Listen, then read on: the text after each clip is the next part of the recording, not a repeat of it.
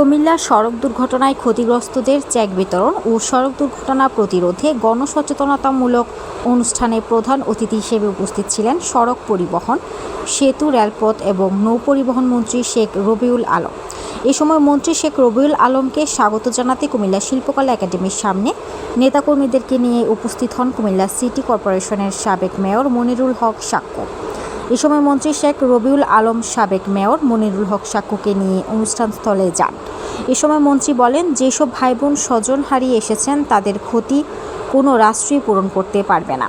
এই মৃত্যুর জন্য রাষ্ট্রের ব্যর্থতার দায় অবশ্যই আছে, আমরা তা অস্বীকার করছি না। নিহতদের পরিবারের যে কোনো প্রয়োজনে রাষ্ট্র সজাগ থাকবে। কর্মসংস্থান, শিক্ষা ও সেবার ক্ষেত্রে নিহতদের পরিবার যাতে অগ্রাধিকার পায় সেটি সরকার নিশ্চিত করবে। সড়ক দুর্ঘটনা রোধে 2800 কোটি টাকার প্রকল্প নিয়েছে সরকার। জেলা প্রশাসন কুমিল্লা ও বিআরটিএ কুমিল্লা সার্কেল যৌথ আয়োজিত অনুষ্ঠানে বিশেষ অতিথি ছিলেন রেলপথ মন্ত্রণালয় এবং সড়ক পরিবহন ও মহাসড়ক বিভাগের প্রতিমন্ত্রী হাবিবুর রশিদ, কুমিল্লা 6 আসনের সংসদ সদস্য মোহাম্মদ মনিরুল হক চৌধুরী এবং সড়ক পরিবহন ও মহাসড়ক বিভাগের সচিব ডক্টর মোহাম্মদ জিয়াউল হক।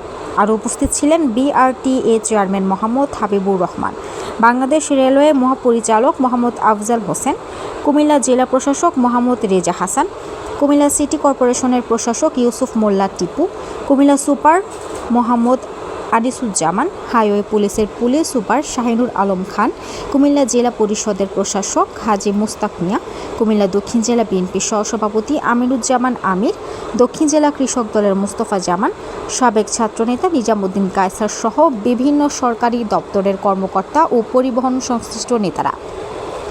অনুষ্ঠানে সড়ক দুর্ঘটনায় ক্ষতিগ্রস্ত পরিবারের সদস্যদের আর্থিক সহায়তার চেক বিতরণ করা হয় এবং সড়ক নিরাপত্তা বিশেষ জনসচেতনতা বৃদ্ধির উপর গুরুত্বারোপ করা হয়।